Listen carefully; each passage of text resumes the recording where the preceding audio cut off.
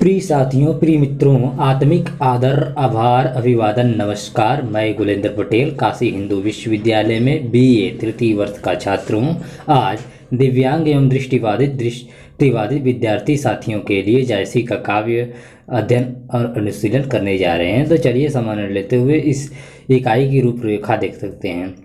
इस इकाई की रूपरेखा के अंतर्गत हम लोग सबसे पहले इसका उद्देश्य देखेंगे कि जायसी के काव्य को क्यों पढ़ रहे हैं। उसके बाद इसकी भूमिका देखेंगे, ठीक, प्रस्तावना, जायसी का रचना व्यक्तित्व देखेंगे, जायसी का रचना जीवन परिचय देखेंगे, मतलब जायसी का जीवन परिचय देखेंगे, जायसी की रचनाएं देखेंगे, सूफी मत देखेंगे, पद्मावत में वस्तु वर्णन देखेंगे, पद्मावत की कथा वस्तु देखेंगे, उसकी ऐतिहासिकता देखेंगे पद्मावत की, ठीक, और पद्मावत में प्रेम तत्व देखेंगे, पद्मावत की प्रेम पद्धति, रूप वर्णन, वियोग वर्णन, ठीक, जायसी का रहस्यवाद देखेंगे, भावात्मक रहस्यवाद देखेंगे, साधनात्मक रहस्यवाद देखेंगे, पद्मावत का शिल्प पक्ष देखेंगे, प्रबंध काव्य के रूप में पद्मावत, काव्य भाषा, छंद एवं अलंकार देखेंगे, जायसी काव्य का मूल्यांकन करेंगे, संदर्भ सहित कुछ पदों की व्याख्या करेंगे, सारांश देखेंगे और लास्ट में शब्दावलियाँ कुछ देखेंगे, महत्वपूर्ण जो शब्दार्थ है उसको देखेंगे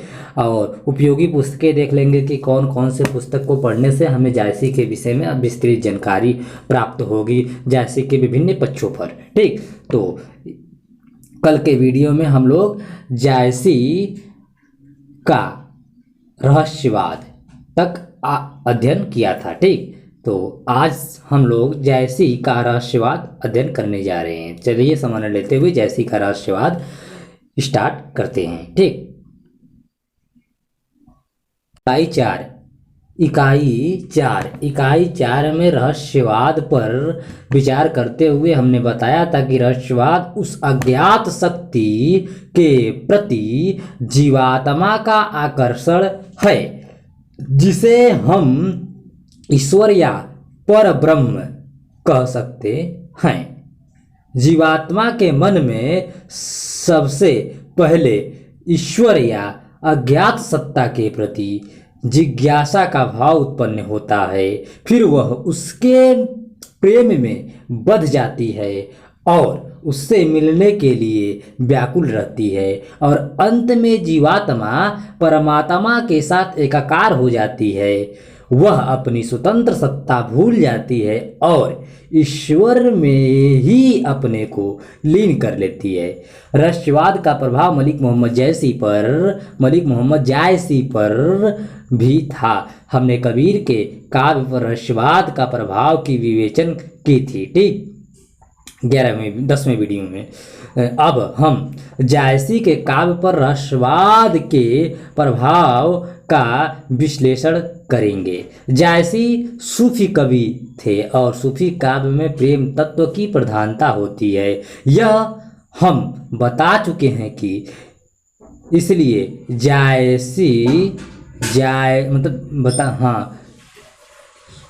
यह हम बता चुके हैं कि सूफी काव्य में प्रेम तत्व की प्रधानता होती है, इसलिए जायसी के रहस्यवाद की प्रकृति पर विचार करते हुए इस बात को ध्यान में रखना होगा, ठीक। आचार्य रामचंद्र शुक्ल ने जायसी के रहस्यवाद पर टिप्पणी करते हुए लिखा है, क्या लिखा है भाई? हिंदी के कवियों में यदि कहीं रमणीय और अद्वैती रहस्यवाद है तो जायसी में जिनकी भावुकता बहुत ही उच्च कोटि की है, वे सूफियों की भक्ति भावना के अनुसार कहीं तो परमात्मा को प्रीतमा के रूप में देखकर जगत के नाना रूपों में उस प्रीतम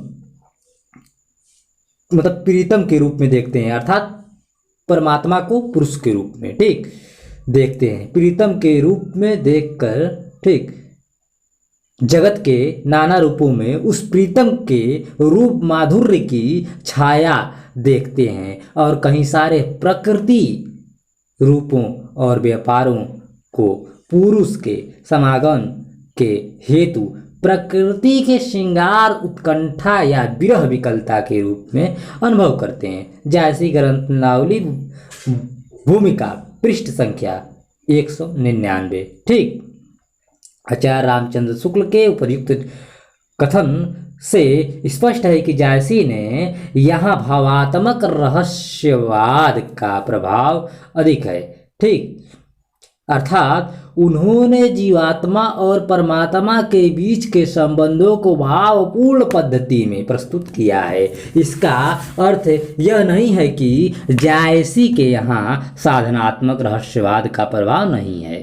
सिंघल द्वीप वर्णन में या रत्नसेन के सिंघल द्वीप पहुंचने के बाद की घटनाओं के चित्रण में जायसी ने हठ योग की साधना पद्धति का प्रयोग किया है, अर्थात साधनात्मक रहस्यवाद। और ऐसे प्रसंगों में हम साधनात्मक रहस्यवाद के प्रभाव को भी देख सकते हैं। ठीक, भावात्मक रहस्यवाद, जायसी का रहस्यवाद भावात्मक रहस्यवाद। ठीक, भावात्मक रहस्यवाद सूफी मत में ईश्वर को प्रियतमा के रूप में मानकर साधक उसके प्रति अपनी तीव्र प्रेम भावना को व्यक्त करता है। जायसी ने इसी प्रेम भावना को व्यक्त करने के लिए रत्नसेन और पद्मावती की लौकिक कथा को लौकिक कथा को माध्यम बनाया है। प्रश्न यह है कि इस प्रेम कहानी को पूर्णतः लौकिक गाना जाए या पूर्णतः अलौकिक। जायसी ने पद्मावत के अंत में रत्नसेन, पद्मावती, नागमती, हीरामन, तोता, राघव चेतन, अलाउद्दीन आदि चरित्रों के प्रतीकात्मक अर्थ दिए हैं। जायसी के अनुसार चित्तौड़ तन है, चित्तौड़ क्या है भाई? चित्तौड़ तन है, राजा मन है। चित्तौड़ तन है, राजा मन है, सिंघली द्वीप हृदय है। पद्मावती ईश्वर से मिलाने वाली बुद्धि है। पद्मावती क्या है? ईश्वर से मिलाने वाली बुद्धि है, अथवा ईश्वर ही है, वह परमात्मा ही है पद्मावती। इस ईश्वर तक पहुँचने का मार्ग बताने वाला गुरु सुग्गा अर्थात हीरामन है। हीरामन नामक सुग्गा गुरु है यहाँ पर। ठीक, नागमती सांसारिक जाल है, मोह जाल, सांसारिक जाल है जो मन को परमात्मा की ओर जाने से रोकती है। राघव चेतन शैतान है जो प्रेम मार्ग से भटकता है। और सुल्तान अलाउद्दीन माया है, रूप है। सुल्तान अलाउद्दीन माया रूप है। देखिए एक जीवंत उदाहरण। चिन्ह तन चितौर मन राजा किन्हा, हियस सिंगल बुद्धि पदमनि चिन्हा। गुरु सुबाजेई पंथ देखावा, बिन गुरु जगत को निर्गुण पावा। नागमती यह दुनिया धंधा, बाचा सोई न एही चितबंधा। राघव दूत सोई शैतानु, माया अलाउद्दीन सुल्तानु। प्रेम कथा यही भांति विचार हूँ, बुझ ले हूँ जो बूझे पारहू। ठीक, अगर हम जायसी को उपयुक्त प्रतीकार्थों को स्वीकार करें तो हमें मानना पड़ेगा कि पद्मावत की कथा पूर्णतः अलौकिक अर्थ रखती है। पद्मावत को इसी अलौकिक या आध्यात्मिकता के दायरे में समझना चाहिए। ठीक, लेकिन इससे पहले हम प्रेम तत्व अध्ययन के दौरान देख चुके हैं कि मतलब इसके पहले वाले वीडियो में 11वें वीडियो में देख चुके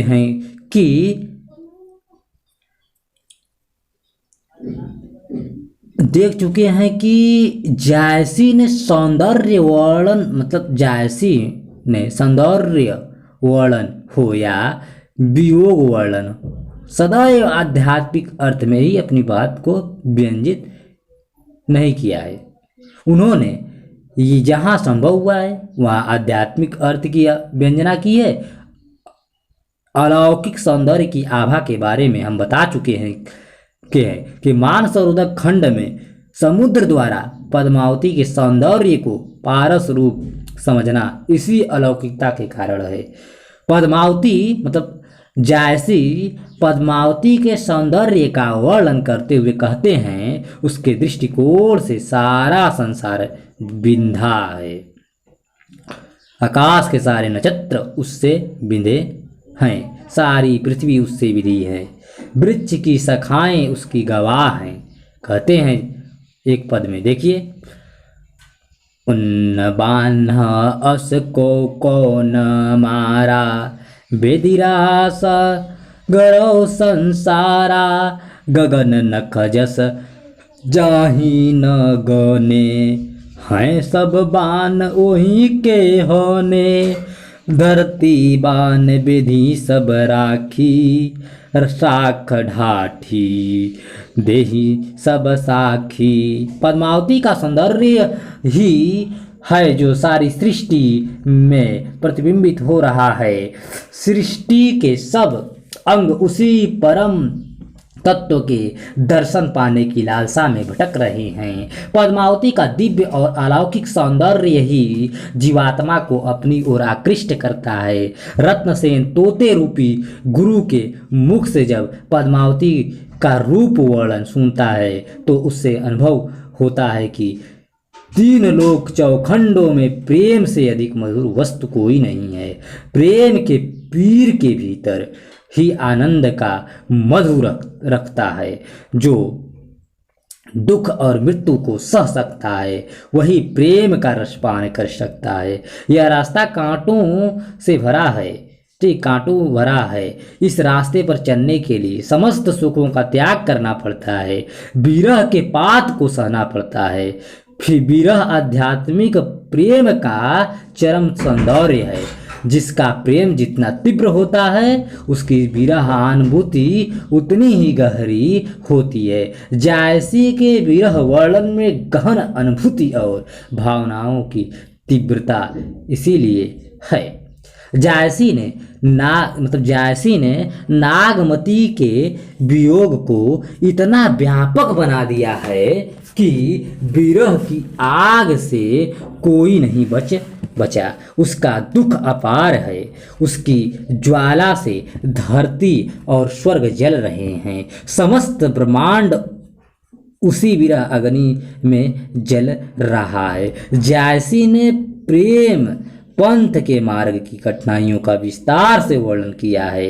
इस वर्णन में उन्होंने हठ योग की साधना पद्धति का प्रयोग किया है। जायसी के यहाँ साधनात्मक रहस्यवाद का प्रभाव ऐसे ही स्थलों पर है। खास बात यह है कि जायसी ऐसे स्थलों पर भी प्रेम की व्यंजना अवश्य करते हैं। साधनात्मक रहस्यवाद हम कबीर से संबंधित इकाई में हठ योग की साधना पद्धति की चर्चा कर चुके हैं। हठ योग में साधक शरीर के अंगों और श्वास प्रक्रिया पर अधिकार प्राप्त करता है और अपने मन को एकाग्रचित करना सिखाता है। इस विधि से साधना करना ही हठ योग है। सिंघल द्वीप वर्णन खंड में जायसी ने सिंघल द्वीप का वर्णन करते हुए लिखा है कि सिंघल द्वीप के किले में 9 खंडों पर 9 द्वार है और उस 9 द्वारों पर 5 कोतवाल पहरा देते हुए घूमते हैं। इस 9 खंडों पर 4 पड़ाव देकर चढ़ना चाहिए। इस 9 द्वारों को मतलब इस 9 द्वारों के बाद 10वां द्वार आता है। इस किले पर नीर और खीर की 2 नदियां बहती हैं। वहाँ एक कुंड है जिसमें अमृत भरा है। उस अमृत का जो भी पान कर ले वह कभी बूढ़ा नहीं होता है, सदा यौनावस्था में रहता है। हठ योग का साधना पद्धति के अनुसार अगर उपयुक्त वर्णन की व्याख्या करें तो हम इसका साधना परक अर्थ समझ सकते हैं। यहाँ सिंघल द्वीप का किला मनुष्य का शरीर है जिसमें नाक, कान, मुंह आदि 9 द्वार हैं। 10वां द्वार ब्रह्मरंध्र है। 5वां कोतवाल काम मतलब कोतवाल जो है काम है। क्रोध, मद, लोभ, माया नामक विकार हैं। 4 पड़ाव सूफी मत के अनुसार साधना के 4 अवस्थाएं हैं, जिन्हें शरीयत शरीयत शरीयत तरीकत हकीकत मार्फत कहते हैं। पिछले वीडियो में हम लोगों ने इसका काफ़ी लंबा से इस पर बात की है। यदि आपको शरीयत, तरीकत, हकीकत और मार्फत अभी भी याद है तो कृपया कमेंट बॉक्स में ज़रूर लिखिएगा। और इसके बारे में हम इस इकाई के आरंभ में ही बता चुके हैं। नीर और खीर नामक 2 नदियाँ वस्तुतः इड़ा और पिंगला नाड़ियाँ हैं। कुंड सुषुम्ना है, जहाँ कुंडलिनी जागृत होती है। इसी में अमृत भरा है। यह अमृत वह आनंद है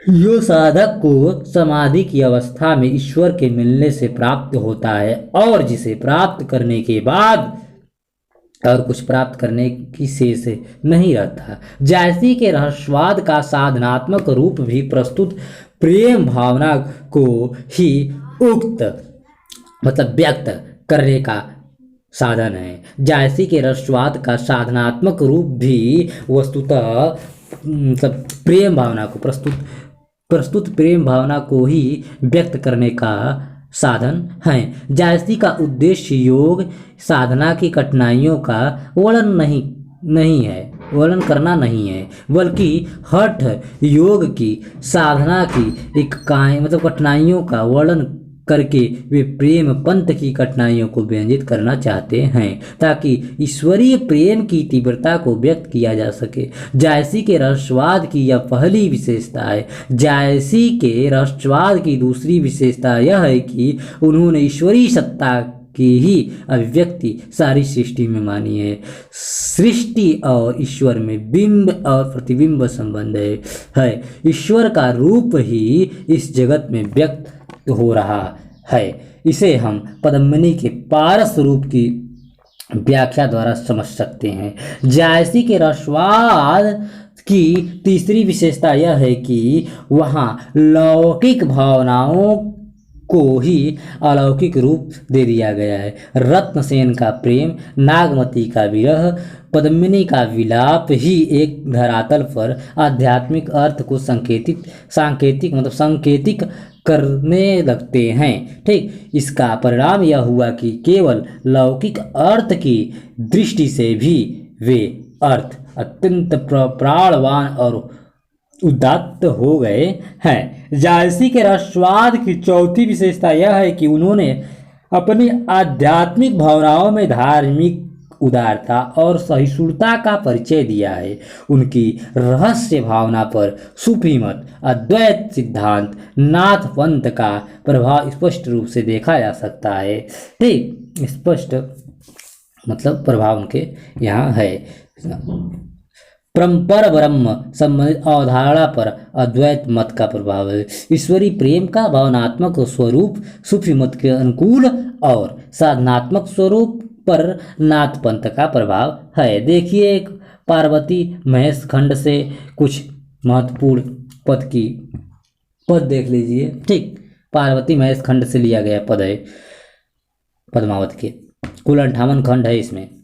गढ़ तक बांक तजैसी तोरी काया, परखी देखु तय ओही की छाया, पाई नाही जूझी हटकी ने, जई पावा तई आप हूँ चिन्ह, नौ पौरी ते ही गढ़ मझियारा, और ते फिर ही 5 कोटवारा, 10वां दुआर गुप्त 1 नौ की, अगम चढ़ाव बाट सुठी बौ की, भेदी कोई जाई आही पादी, जौलय भेऊ चढ़ै होई चाठी, गढ़तर सुरंग कुंड योगाहा, तेहि मह पंथ पैंथ कहूँ तुहि पाहा चोर पैटी जस से धीप संवारी जुआ पैंत जेऊँ लाव जुआरी जस मर जिया समूह धसी मारे हाथ आव तब सी ढूंढ ले योही सरग दुआरी और चढ़ सिंघल दीप। ठीक। जायसी मतलब पद्मावत का शिल्प पक्ष, जायसी का शिल्प पक्ष। ठीक। पद्मावत का शिल्प पक्ष। मलिक मोहम्मद जायसी के प्रबंध का पद्मावत को आचार्य रामचंद्र शुक्ल ने हिंदी काव्य क्षेत्र में एक अद्भुत रत्न की संज्ञा दी है। प्रेम मार्गी सूफी काव्य परंपरा में पद्मावत सबसे सरस और प्रौढ़ रचना मानी जाती है। जायसी के इस प्रबंध काव्य की कथा वस्तु, प्रेम तत्व तथा आध्यात्मिक पक्ष पर हम विस्तार से चर्चा कर चुके हैं। अब हम एक प्रबंध काव्य के रूप में पद्मावत की विशेषता का परिचय प्राप्त करेंगे। ठीक। प्रबंध काव्य के रूप में पद्मावत, प्रबंध काव्य के रूप में पद्मावत। प्रबंध काव्य, पद्मावत प्रबंध काव्य है। प्रबंध काव्य का अर्थ है ऐसी काव्य रचना जिसमें विस्तृत कथा वर्णन हो। इसके दो भेद किए गए हैं, महाकाव्य और खंड काव्य।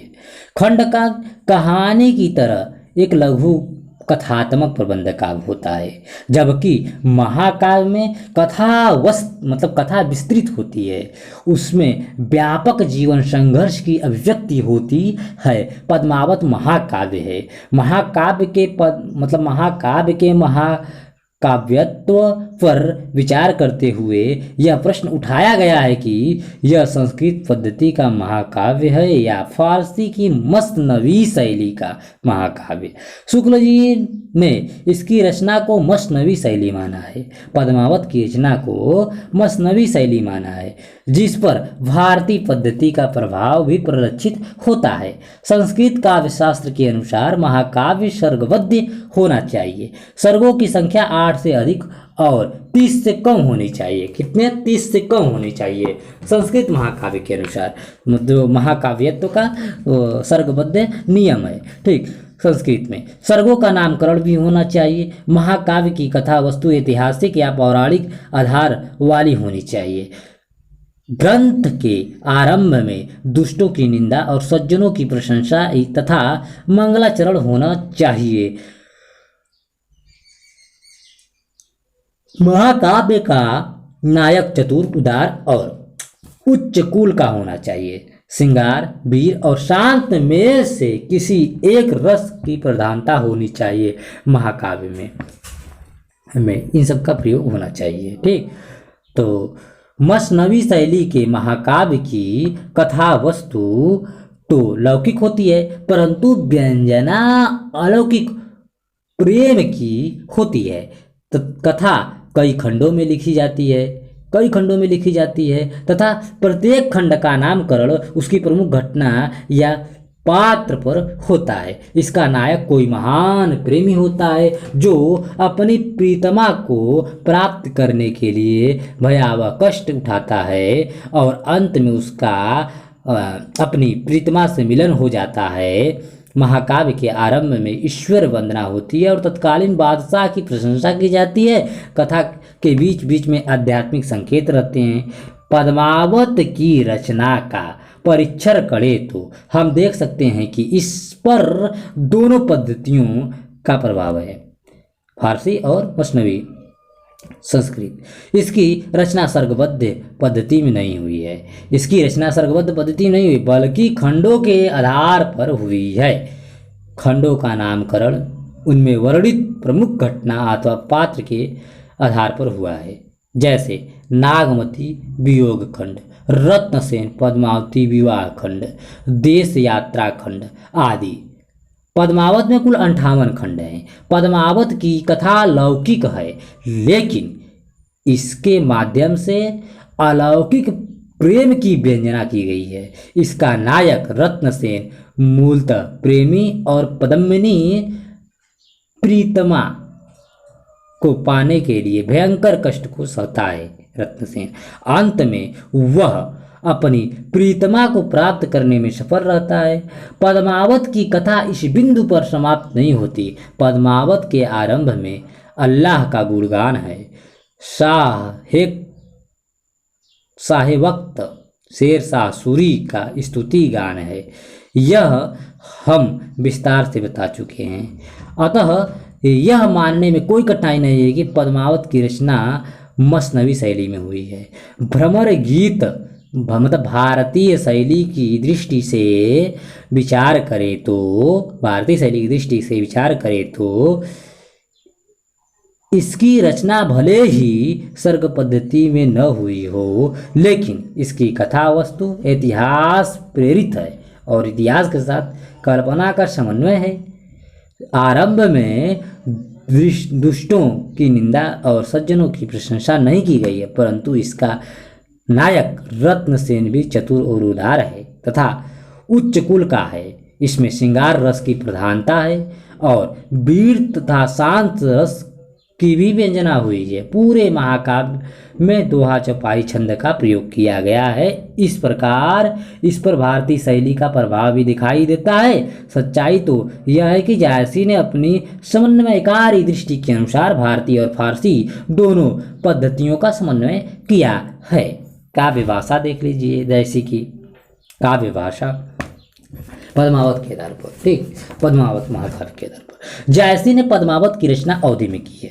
अवधि भक्ति काल के अंतर्गत लिखे गए प्रबंध काव्यों की प्रमुख भाषा है। तुलसी द्वारा मतलब तुलसीकृत रामचरितमानस, सूफी प्रेमाख्यान काव्य इसी भाषा में लिखे गए हैं। पद्मावत में अवधि का ठेठ देसी रूप मिलता है। उसमें लोक भाषा की प्रधानता है। तुलसीदास के यहाँ पूर्वीय अवधि में शब्दों का प्रयोग अधिक मिलता है, लेकिन जायसी में कहीं कहीं पश्चिमी भाषा की विशेषता भी मिल जाती है। जायसी की भाषा का रूप भले ही तुलसी की तरह संस्कृत निष्ठ न हो, परंतु भाषा उनकी स्वच्छ और प्रवाहमय है। भाषा में स्थिरता और अव्यवस्था कम है। उनकी भाषा में सहजता है। कहीं कहीं बोलचाल की रंगत भी मिलती है। जायसी ने मुहावरों का प्रयोग भी किया है, लेकिन ऐसे प्रयोग कथन के सहज प्रवाह में आ गए हैं। कवि ने काव्य चमत्कार के लिए उनका प्रयोग नहीं किया है। यही बात लोकोक्तियों पर भी लागू होती है। जायसी की भाषा में मिठास है। यह मिठास वह नहीं है जो हम तुलसी की भाषा में देखते हैं। तुलसी की भाषा में संस्कृत शब्दों और पदों का माधुर्य है, जबकि जायसी के यहाँ माधुर्य अवधि की अपनी रंगगत का है, अर्थात लोक परंपरा का है। ठीक, छंद एवं अलंकार। ठीक, छंद पद्मावत की रचना जायसी ने दोहा चौपाई छंदों में की है। जायसी से पहले के सूफी कवियों ने अपने प्रबंध काव्यों में 5-5 चौपाइयों के बाद दोहे का प्रयोग किया है, जबकि जायसी ने 7-7 चौपाइयों के बाद एक एक दोहे का प्रयोग किया है। जायसी ने पूरे पद्मावत में यही पद्धति अपनाई है कि 7 दोहा के बाद एक, मतलब 7 चौपाई के बाद एक दोहा। ठीक, जैसे कि चौपाइयों और दोहों में मात्रा का अनुशासन ढीला ढाला है। ठीक, थोड़ा मात्रा में मतलब उतार चढ़ाव हो गया है। प्रत्येक चौपाई और दोहों में मात्राओं की संख्या बराबर नहीं है। अलंकार प्राचीन काव्य में अलंकारों का महत्वपूर्ण स्थान रहता था। अलंकारों का उद्देश्य होता है काव्य का सौंदर्य बढ़ाना, लेकिन जब कविता में काव्य के अर्थ की अपेक्षा शब्द सौंदर्य महत्वपूर्ण हो जाता है तो कविता के वास्तविक उद्देश्य को क्षति पहुंचती है। जायसी के यहाँ अलंकारों का प्रयोग अत्यंत स्वाभाविक रूप से किया गया है। वे ऊपर से थोपे हुए नहीं लगते, बल्कि कविता की रचना में अत्यंत सहज रूप से आ गए हैं। जायसी ने प्रायः सादृश्य मूलक अलंकारों का प्रयोग किया है। कैसा अलंकारों का? तो सादृश्य मूलक अलंकारों का। जैसे कि यहाँ सादृश्य मूलक अलंकारों का प्रयोग जैसे भावों को तीव्र करने के लिए किया गया है, वैसे ही अदृश्य और अगोचर वस्तुओं का स्वरूप बोध कराने के लिए भी किया गया है। उदाहरण के लिए जैसे सृष्टि और ईश्वर के संबंध का बोध कराने के लिए पद्मिनी के सौंदर्य का को पारस रूप की संज्ञा दे देते हैं। इसी प्रकार साधक के मार्ग की कठिनाइयों का वर्णन सिंघलगढ़ के वर्णन द्वारा किया गया है। इससे साधक साधना का स्वरूप स्पष्ट हो जाता है। जैसी के अलंकार प्रायः परंपरा मूलक है। जैसी के अलंकार प्रायः परंपरा मूलक है। जायसी ने मौलिक और नए उपमानों का प्रयोग कम ही किया है, लेकिन इन उपमानों के प्रयोग में जायसी की कवि प्रतिभा का परिचय अवश्य मिलता है। जायसी ने सादृश्य मूलक अलंकारों में उपमा रूपक उत्प्रेक्षा का प्रयोग अधिक किया है। उत्प्रेक्षा में भी उनके यहाँ हेतु उत्प्रेक्षा का प्रयोग अधिक है। हेतु उत्प्रेक्षा वहाँ होती है जहाँ और हेतु में हेतु की संभावना की जाती है, और हेतु में हेतु की संभावना की जाती है, अर्थात जो कारण न हो उसे कारण मान लिया जाता है। उदाहरण के लिए पद्मिनी के रूप वर्णन में जायसी ने पद्मिनी के दांतों की सुंदरता का वर्णन करते हुए लिखा है कि उसी ने दांतों ने सूर्य, चंद्र और नक्षत्रों को ज्योति दी है। उसी ने हीरे, रत्न और माणिक्य को ज्योति दी है।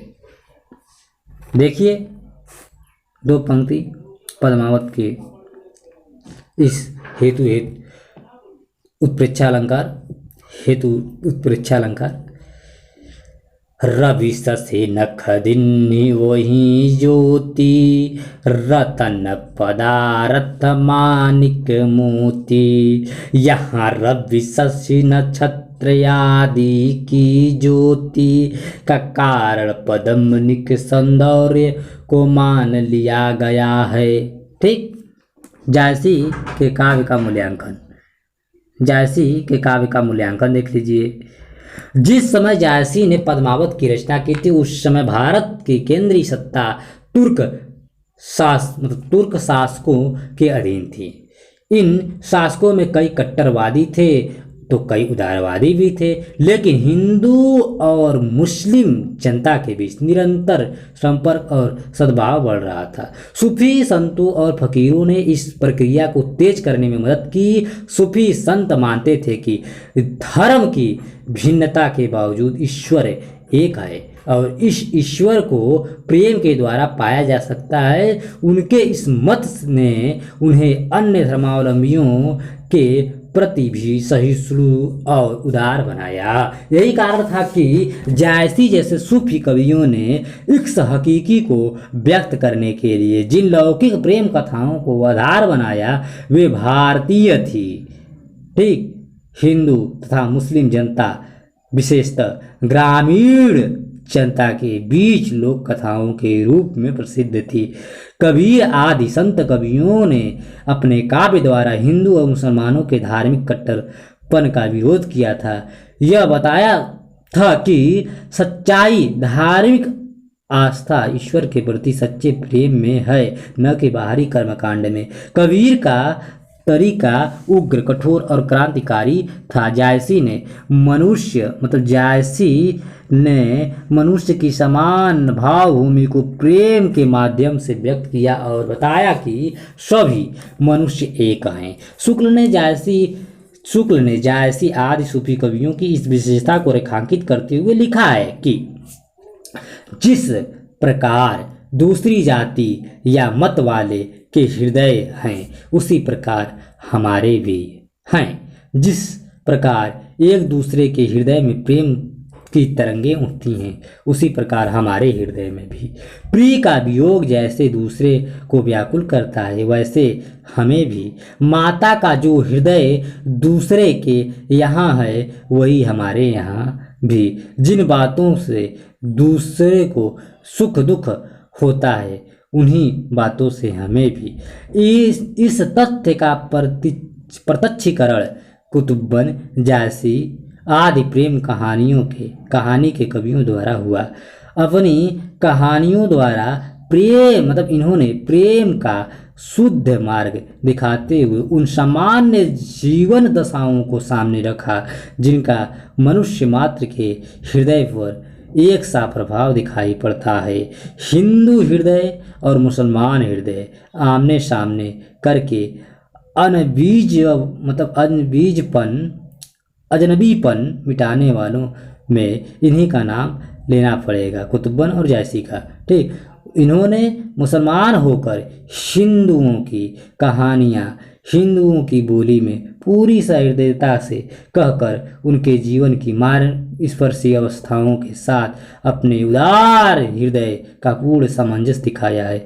जायसी ग्रंथनावली भूमिका पृष्ठ संख्या 2 से। ठीक, जायसी मूलतः प्रेम के कवि हैं। जायसी मूलतः प्रेम के कवि हैं। आध्यात्मिक व्यंजना के धरातल पर न देखकर अगर हम इस प्रेम कथा को लौकिक और मानवीय भूमि पर देखें तो भी हम पहचान सकते हैं कि जायसी ने मन को शीतल करने वाले, मनुष्य को सोने की तरह उज्जवल रूप में निखारने वाले तथा आत्मा की पवित्र आभा को उजागर करने वाले प्रेम का चित्रण किया है। जायसी की प्रेम कथा में फारसी और परंपरा के अनुसार भावों की तीव्रता और आवेश भी है। भारतीय जीवन की विभिन्न दशाओं और स्थितियों का मार्मिक चित्रण भी है। जायसी ने रत्नसेन और पद्मावती के प्रेम को एकांतिक और लोक निरपेक्ष रूप में प्रस्तुत नहीं किया है। उन्होंने प्रेम को गृहस्थ जीवन के सुख दुख के बीच रखकर चित्रित किया है। इस प्रेम में त्याग का ताप है और बलिदान के लिए तत्पर हृदय हैं। जायसी के पद्मावत का एक महत्वपूर्ण पक्ष है लोक जीवन का चित्रण। जायसी ने कथा तो राजा रानियों की कही है, लेकिन इसके पीछे जायसी का ग्रामीण मन, लोक जीवन से उनका गहरा लगाव भी कदम कदम पर व्यक्त हुआ है। रत्नसेन, पद्मावती, नागमती का पारिवारिक जीवन, गोरा बादल की कथा, नागमती का विरह से सभी ऐसे पक्ष हैं जिसमें जायसी की लोक जीवन में गहरी पैठ का प्रमाण मिलता है।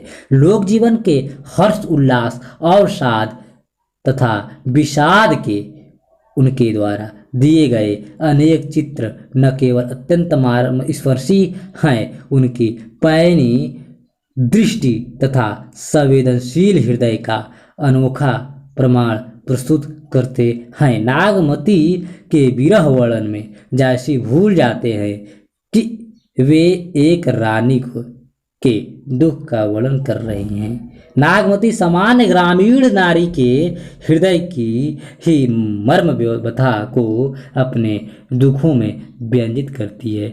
जायसी के हृदय की उदारता और धर्मनिरपेक्ष मानसिकता का प्रमाण हमें गोरा बादल की बलिदान कथा और नागमती पद्मावती के सती होने की घटना से भी मिलता है। ध्यान देने की बात यह है कि अलाउद्दीन खिलजी जो एक मुस्लिम शासक था, इस प्रबंध काव्य में खलनायक की तरह प्रस्तुत किया गया है। दूसरी ओर जायसी ने गोरा और बादल के साहस और बलिदान को तथा नागमती और पद्मावती के आत्म बलिदान को जिस गौरव और गरिमा के साथ प्रस्तुत किया है, वह जायसी को एक उदार मुसलमान ही नहीं, एक संवेदनशील मनुष्य के रूप में प्रतिष्ठित करता है। अगर जायसी हमारे लिए प्रासंगिक है तो इन्हीं संदर्भों में डॉक्टर शिव कुमार मिश्र के शब्दों में जायसी सच्चे अर्थों में लोक जीवन के गायक हैं। उनकी कथा भी लोकमानस में परंपरा से व्याप्त कथा है, जिसे उन्होंने बड़ी तन्मयता तथा बड़ी मस्ती के साथ कहा है। उनकी भाषा, उनकी कल्पना, उनकी अभिव्यक्ति शैली, इन सब का लोक जीवन से सीधा संबंध है। वे घड़ी सहजता के साथ एक आत्मीय रूप में हिंदू परिवारों में प्रवेश कर गए हैं और उनके एक एक विश्वास, मान्यता, रीति रिवाज, तिथि त्योहार आदि को बड़ी विश्वसनीयता के साथ उनके समक्ष प्रस्तुत किया है। उनके ऋतु वर्णन तथा 12 मासा में अवध के सामान्य जन के जीवन से सीधा साक्षात्कार किया जा सकता है। भक्ति काल और लोक जीवन, डॉक्टर शिव कुमार मिश्र। ठीक, निम्नलिखित विशेषताओं में से जो विशेषता मसनवी शैली काव्य पर तथा जो संस्कृत पद्धति के काव्य पर लागू होती है उन्हें अलग अलग कीजिए। देखिए, पहला सर्ग पद्धति, दूसरा है खंडों में विभाजन, तीसरा है उदात्त चरित नायक, चौथा है साहे वक्त की प्रशंसा, पांचवा है दुष्टों की निंदा और सज्जनों की प्रशंसा, सातवां है छठा है कथा वस्तु इतिहास सम्मत और पौराणिक। संदर्भ सहित व्याख्या। संदर्भ सहित व्याख्या। अपने पद्मावत के संबंध में अब आपने पद्मावत के संबंध में अब तक जो आध्यात्मिक अध्ययन किया है उसे उसकी विशेषताओं से भली भांति परिचित हो गए होंगे। जायसी का काव्य से उपयुक्त विवेचन के साथ हमने पद्मावत के कुछ अंशों को वाचन के लिए प्रस्तुत किया है। इन अंशों के साथ कठिन शब्दों के अर्थ भी दे दिए गए हैं, लेकिन कई बार शब्दों का अर्थ जानने पर भी हम काव्य के भावार्थ को नहीं समझ पाते हैं। पठित अंशों के भावार्थ को समझने में आपको उपयुक्त विश्लेषण मदद करेगा। हम यहाँ पद्मावत की कुछ चौपाइयों और एक दोहे की व्याख्या प्रस्तुत कर रहे हैं। आप इन्हें ध्यान से पढ़िए अर्थात सुनिए, अन्य अंशों की स्वयं व्याख्या करने की कोशिश कीजिए। देखिए, तपय लाग अब जिट अषाढ़ी, भय मो कहे य साजनी गाढ़ी, तन तिनु वरया झुरौस खरी, मैं बिरहा आगरी सिर परी, साठी नाही लगी बात को पूछा, बिनु जिए भय मुछ तन मुँह छूछा, बंद नाही और कंदन कोई, बाक नयाव कहो कैसी रोई, ररी दुबरी भई टेक बिहुनी, पंभ नहीं उठी सकै नथुनी, बरसहि नैन चहूँ ही घर माहा, तम बिनु कंत न छाम छाहा, कोरे कहाँ ठाट नौ साजा, तुम बिनु कंत न साजन साजा। उपर्युक्त काव्यांश मलिक मोहम्मद जैसी द्वारा रचित पद्मावत प्रबंध काव्य के नागमती वियोग खंड से लिया गया है। इसका वाचन आप पहले वीडियो में कर चुके हैं, अर्थात 11वें वीडियो में कर चुके हैं। राजा रत्नसेन जोगी बनकर सिंघल द्वीप गए हैं और लगभग 1 साल बीत चुका है। उनकी पत्नी नागमती उनके वियोग में अपनी भावनाओं को 12 मासा के रूप में व्यक्त करती है। 12 मासा की शुरुआत आषाढ़ माह से होती है और यह जेठ आषाढ़ पर भी समाप्त होता है। हमने आपको बताया था कि जायसी ने नागमती के विरह वर्णन में सामान्य नारी के विरह वेदना को वाणी दी है। उपर्युक्त चौपाई इसका सबसे उपयुक्त प्रमाण है। इन चौपाइयों के 2 अर्थ किए जा सकते हैं। एक अर्थ अनुसार जेठ आषाढ़ की तपती धूप में विरह से वग्ध होकर नागमती किस तरह रोगग्रस्त हो गई है, इसका मार्मिक चित्रण। दूसरे अर्थ के अनुसार नागमती अपने घर के छप्पर की दुर्दशा का वर्णन करती है और अपने पति से प्रार्थना करती है कि वह आए और घर के छप्पर को ठीक कराए।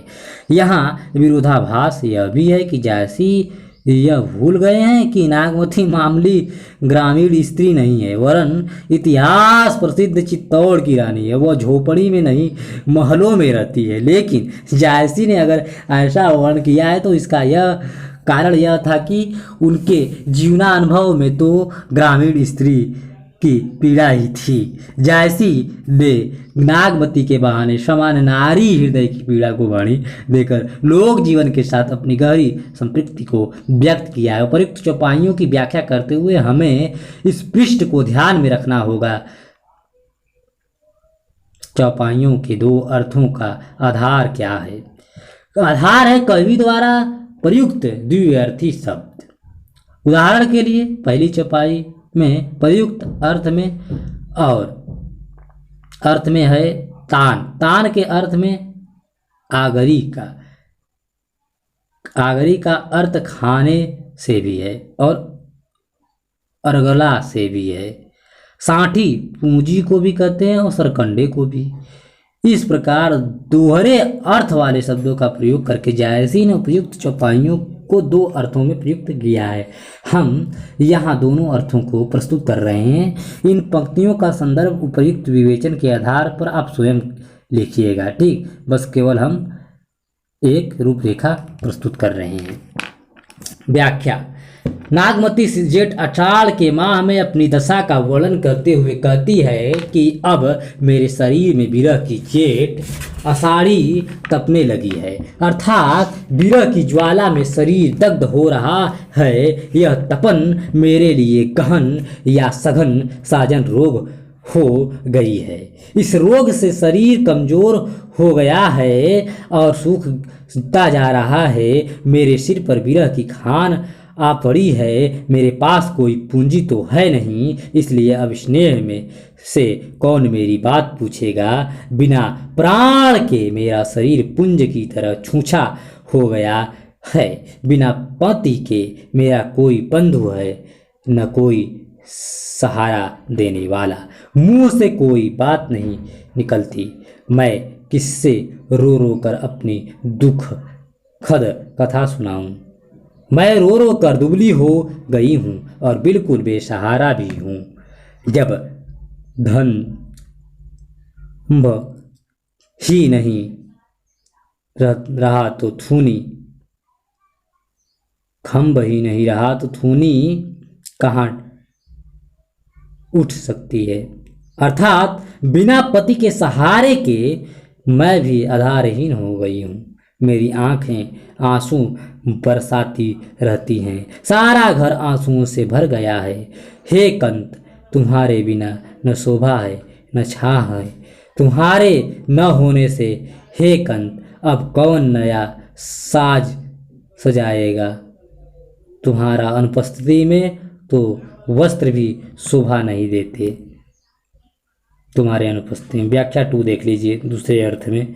नागमती जेठ आषाढ़ के माह में अपने घर की दीनहीन दशा का वर्णन करते हुए कहती है, अब जेठ आषाढ़ की गर्मी पड़ने लगी है। मेरे लिए फूस का छप्पर दुखदाई हो गया है।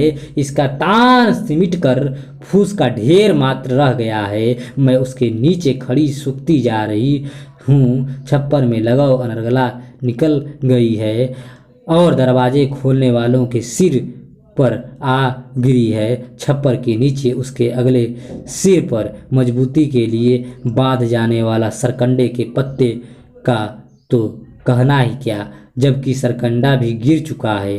डोरी के खुल जाने से गूंज भी कमजोर पड़ गई है। बंधन भी नहीं रहा। छप्पर जिस पर टिका रहता था वह दीवार भी नहीं है। सहारे के लिए छोटी आड़ी लगी हुई बाँक भी नहीं है। बाँक भी नहीं है। ऐसे में रो रो कर अपनी व्यथा किससे कहूँ। यह दुबलती की छान भी अपनी जगह से खिसक गई है। उसमें जो खंभा लगा था वह भी नहीं रहा। इससे सहारे के लिए लगाई जाने वाली बल्ली अर्थात थुन्नी भी नहीं लगी थी। छप्पर भी धुआं निकलने के लिए थोड़ा धूम नेत्र नयन बने थे। उसमें से अब पानी भर घर में टपकता है। हे कंत, तुम्हारे बिना यह छप्पर अब छां नहीं करता। पूरे बांस मतलब कोरे भी नहीं, इससे कि छप्पर का नया ठाट बनाया जा सके। हे कंत, तुम्हारे बिना साजन नहीं साई जा सकती है। छप्पर नहीं साई जा सकती है। झोपड़ी नहीं साई जा सकती। सकती है। ठीक, उपर्युक्त दोनों अर्थ में से दूसरे अर्थ केवल विरह की भावात्मक वेदना को ही नहीं व्यक्त करता, पति के न रहने पर ग्रामीण स्त्रियों की दीनहीन दशा का भी अत्यंत मार्मिक चित्रण प्रस्तुत करता है। व्याख्या के बाद विशेष के अंतर्गत उपयुक्त काव्यांश की भाव और शिल्प संबंधी विशेषताओं का संक्षेप में उल्लेख कीजिए। देखिए, जैसे हम विशेष में लिखते हैं, उपयुक्त चौपाइयों में जायसी काव्य पर लोक जीवन की प्रभाव की विवेचना हुई है। उपयुक्त चौपाई में श्लेष अलंकार के द्वारा दो अर्थों को व्यक्त किया गया है। जब वाक्य में एक से अधिक अर्थ वाले शब्दों या शब्दों का प्रयोग किया जाता है तो उनके द्वारा एक से अधिक अर्थों में व्यक्त किया जाए तो वहाँ श्लेष अलंकार होता है। जैसे मोहे यह मोह कहे यह छाजनी गाढ़ी में साजनी शब्द के दो अर्थ हैं। इस पंक्ति में दो भिन्न अर्थ प्रकट हैं। उपर्युक्त पंक्ति की भाषा अवधि है और उसमें देश सज शब्दों का प्रयोग अधिक है, जैसे साजिन, छठी, छुआ। और एक दोहा को भी आप लोग इसी प्रकार व्याख्या कर लीजिए। शुभ्र समुद्र अस नयन दुई मानिक भरे तरंग, आवत तरी जाहि फिर काल भवर तेहन संग। उपयुक्त दोहा पद्मावत के नक्शिक खंड से लिया गया है। इसमें कवि मलिक मोहम्मद जायसी ने हीरामन तोता द्वारा पद्मावती की आंखों के सौंदर्य का वर्णन किया है। हीरामन राजा रत्नसेन के सम्मुख पद्मावती के नेत्रों की उपमा समुद्र से देते हुए कहते हैं, क्या कहते हैं व्याख्या में देखिए।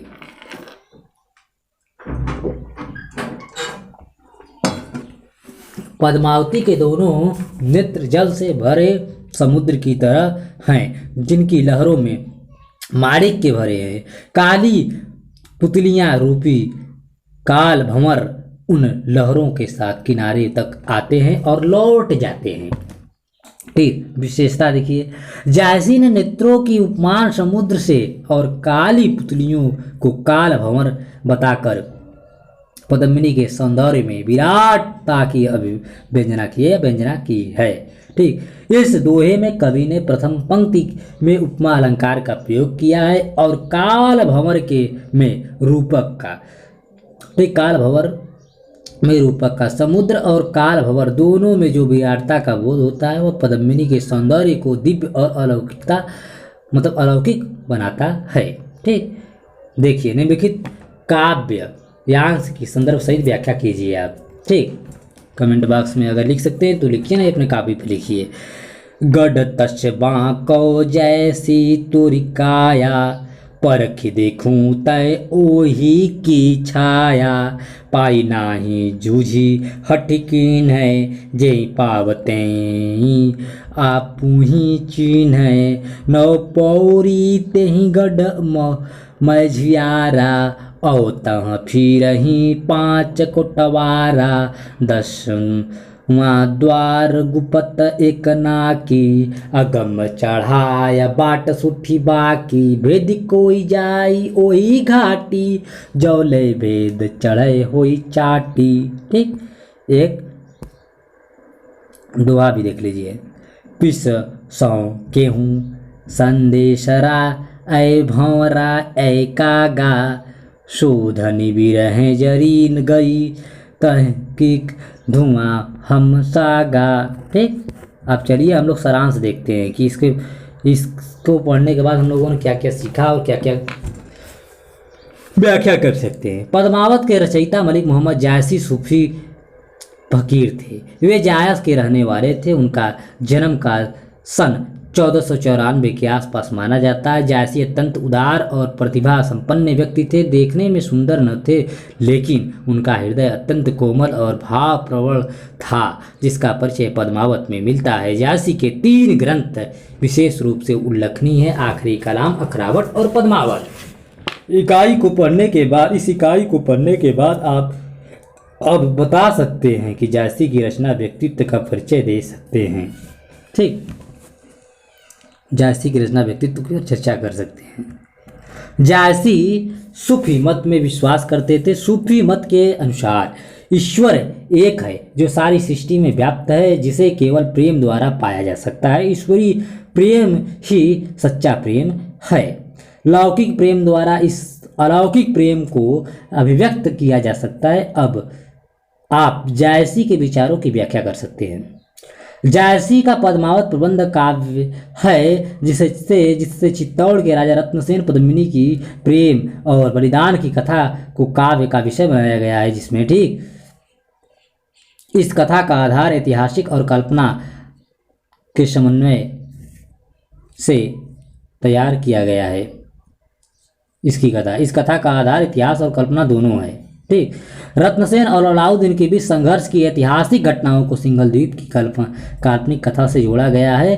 अब आप पद्मावत की कथानक की ऐतिहासिकता पर विचार कर सकते हैं। जायसी मूलतः प्रेम के पीर कवि हैं। प्रेम की पीर कवि हैं। जायसी मूलतः प्रेम की पीर के कवि हैं। उन्होंने लौकिक प्रेम के द्वारा अलौकिक प्रेम की व्यंजना भी की है। पद्मावती के रूप में ईश्वरीय नूर और पद्मावत को पाने के लिए रत्नसेन द्वारा सिंघल द्वीप की यात्रा साधक की कठिन साधना का प्रतीक है। इस आध्यात्मिक व्यंजना के साथ जायसी में लोक जीवन का माधुर्य भी है, जिसका प्रभाव हम नागमती के वियोग में देख सकते हैं। नागमती का वियोग एक रानी का वियोग न होकर सामान्य नारी का वियोग बनकर उभरा है। लोक जीवन की स्त्रियों की चित्रण वहाँ पर हुआ है। अब आप पद्मावत के प्रेम तत्व का विवेचन कर सकते हैं। ठीक, कबीर की तरह जायसी की भी रहस्यवादी कवि हैं। उन पर भावात्मक रहस्यवाद का प्रभाव अधिक है। सिंघल द्वीप वर्णन में आदि में साधनात्मक मतलब हठ योग साधनात्मक रहस्यवाद का प्रभाव भी दिखाई देता है।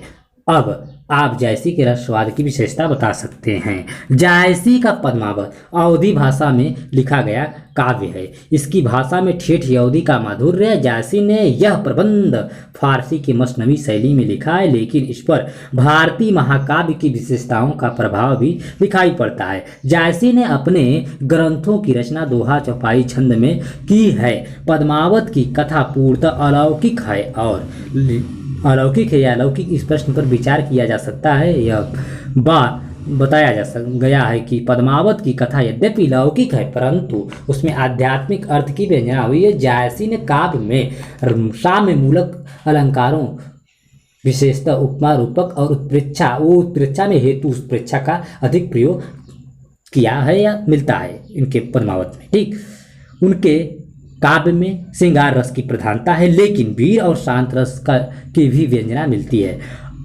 अब आप जैसी के काव्य के शिल्प पक्ष की विशेषता मतलब शिल्प पक्ष की विशेषताओं का वर्णन कर सकते हैं और उनकी विशेषताओं को बता सकते हैं। ठीक, जायसी ने धार्मिक और सांप्रदायिक संकीर्णता के ऊपर उठकर जिन मानवीय भावनाओं को अपने काव्य का विषय बनाया वे उनकी उदारता और मानवता का प्रमाण है। जायसी लोक जीवन के कुशल चितेरे हैं। अपने मानवीय और धर्मनिरपेक्ष दृष्टिकोणों के कारण उनका काव्य आज भी हमारे लिए प्रासंगिक और महत्वपूर्ण है। आप जायसी के काव्य की प्रासंगिकता पर अपने विचार प्रस्तुत कर सकते हैं। जायसी के काव्य की प्रासंगिकता पर विचार प्रस्तुत कर सकते हैं। ठीक, लोक जीवन से जोड़ते हुए कुछ महत्वपूर्ण शब्दावलियां देख लीजिए।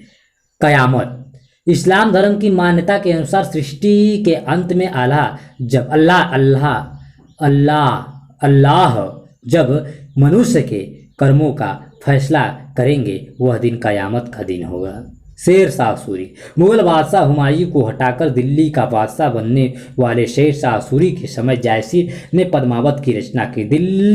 शेर शाह सूरी ने दिल्ली पर 1540 से 45 तक शासन किया।